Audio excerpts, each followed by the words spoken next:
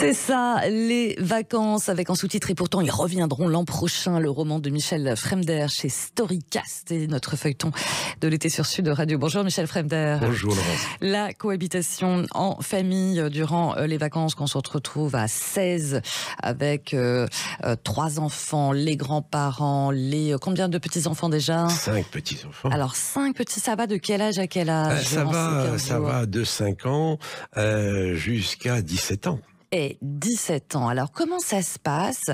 Comment le papy vit cette génération-là qui, j'imagine, qu'on dit connectée, pendant les vacances, ils sont plus souvent dans leur chambre ou pas? Il y a une piscine, dans la demeure familiale. Une piscine où on ne va quand même pas trop parce que, non, parce que vous avez votre iPhone. C'est très important d'avoir votre téléphone portable sous la main. Et comme elles l'ont généralement, c'est souvent vrai pour les ados, elles l'ont, allez, on va dire 20 heures sur 24. Il y en a une qui dort avec. Ah bah oui, c'est ce qu'on appelle le doudou aujourd'hui. C'est plutôt les filles des ados ou pas? C'est plutôt les filles. C'est deux filles. Ils sont pareils en même temps. Oui, mais celles-là sont pas tristes. Il y en a une, c'est son doudou. Elle dort avec. Elle dort avec. Il est même arrivé. Mais le lecteur se reconnaîtra dans les mêmes situations. Il est même arrivé qu'en pleine nuit, vous entendiez, quand vous passez devant leur chambre, vous entendez de la musique. Alors vous ouvrez la porte. Elle dort profondément, mais avec le téléphone sur l'oreille. Oui, bien sûr. C'est tout à fait. Et comment le grand-père il regarde ça, cette génération ultra connectée pendant les vacances, en se disant mais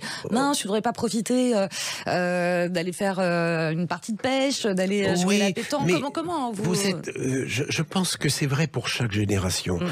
Moi, j'avais un père qui était à la pointe de la technique. Il était dans l'automobile. Il était avec André Citroën, etc. Donc à la pointe de la technique. Et quand à l'époque du magnétoscope, j'étais ivre de rage parce qu'il ne savait pas se servir d'un magnétoscope. J'étais hystérique. Comme peuvent l'être aujourd'hui mes enfants, parce que je ne sais pas me servir de je ne sais quel TikTok ou quelle application. On est tous des futurs dépassés finalement. On est en permanence des futurs dépassés. Et c'est ce qui est drôle dans le livre, je crois, c'est que justement, vous vous apercevez qu'à tout moment de la vie, vous êtes dépassé. Oui, c'est ça. Mais alors pendant les vacances, on a un peu plus de temps. Est-ce que du coup, les grands-parents arrivent à avoir des moments comme ça, des petites heures avec leurs petits-enfants pour discuter un petit peu de leur vie, de leur parcours? Comment on fait quand on se retrouve, on aimerait, parce qu'il y a tout ce qu'on a préparé. Avant l'arrivée des petits-enfants, vous avez la visite au Futuroscope, les marais Poitevin. Bien sûr, avant, vous préparez tout un programme que vous ne suivrez jamais. Jamais. Parce qu'au moment d'aller au Futuroscope, on vous dira « Oh, il fait trop chaud ». Au moment d'aller au marais Poitevin, il y aura trop de monde. Puis on va pas monter tous. Comment on va faire pour les voitures? Non, ça sera possible. Et puis moi, j'ai pas de voiture. Et puis, donc, tout le programme que vous avez préparé ne se fait jamais. Jamais, bien évidemment. Et pourtant, alors, chaque année, vous repréparez un programme. Oui, bien sûr. Pour cette année, le programme est vraiment tout à fait au point. Et je peux vous assurer que certainement rien ne se fera encore. C'est ça. Mais c'est normal puisque ça fait 4 ans que ça dure. Et on en redemande. Surtout quand il pleut, l'été, quand il pleut. Waouh, comment on s'occupe, quoi? Et comment on occupe les jeunes Quand vous avez bien sûr des jeux de société, mais qui ne sont pas du tout les jeux de société qui vont plaire à tous. Bien évidemment. Alors chez vous, c'est quoi les jeux de société? Les jeux de société, vous avez ceux qui veulent le Monopoly. Vous avez ceux qui veulent le jeu de dames. Vous avez les échecs. Mais les échecs, ça se joue à 2. Ça se joue pas à... Donc, vous tournez. Et quand vous avez la quasi-unanimité, c'est à ce moment-là que vous avez passé pratiquement 1 heure pour savoir quel jeu vous allez faire et qu'il y en a un qui dit « Bon, moi je vais à la piscine, parce que vraiment votre... » Ah oui, c'est une bonne idée. Alors on part à la piscine. Comme la piscine est couverte, il n'y a aucun problème, même s'il pleut, on y va. Voilà. Et donc ce que vous aviez préparé tombe encore une fois à l'eau. C'est le moment de le dire. C'est ça. Il faut rester philosophe.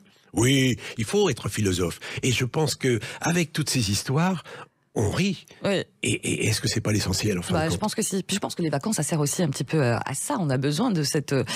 On a besoin de se retrouver. Et ce sont des souvenirs pour les enfants qui sont extraordinaires, parce que se retrouver avec les petits cousins et les cousines chaque année, c'est un rituel qui est fantastique. Et bien évidemment, il peut y avoir les petites brouilles, mais à peine la brouille est-elle consommée que dans le quart d'heure qui suit leur départ, le texto est déjà parti. parti, le SMS est déjà parti pour dire où tu en es. Ah ben ça, alors on vient de faire une demi-heure de voiture, ça y est, mais papa a décidé de pas prendre la bonne route et il se raconte des choses alors que quelques heures auparavant, il avait décidé de plus parler. C'est ça. Vous avez l'impression très rapidement que les grands-parents, le grand-père en tout cas, apprend, se rajeunit au contact des plus jeunes et des petits-enfants. Bien sûr, parce que une fois qu'ils sont partis, vous vous dites, bon, allez, je vais m'y mettre, l'année prochaine, je serai parfaitement au point. Parfaitement au point sur quoi, par exemple? Sur TikTok? Sur Instagram. Cette année, j'ai appris Instagram, pour être au fait. Oui, mais Instagram est complètement dépassé. Mais papy, ce n'est plus Instagram, maintenant c'est Trucmuche. Ah oui, Trucmuche, c'est quoi? Tu ne connais pas Trucmuche? Ah papy, tu n'es pas de ton temps. Et c'est comme ça. Et c'est comme ça que chaque été, voilà. Bien évidemment. Et ils reviendront l'an prochain. Et évidemment. Bien sûr. C'est ça les vacances avec Michel Fremder et c'est à lire et franchement c'est très drôle chez Storycast Édition et dans la vraie vie aussi. À très vite Michel. À bientôt.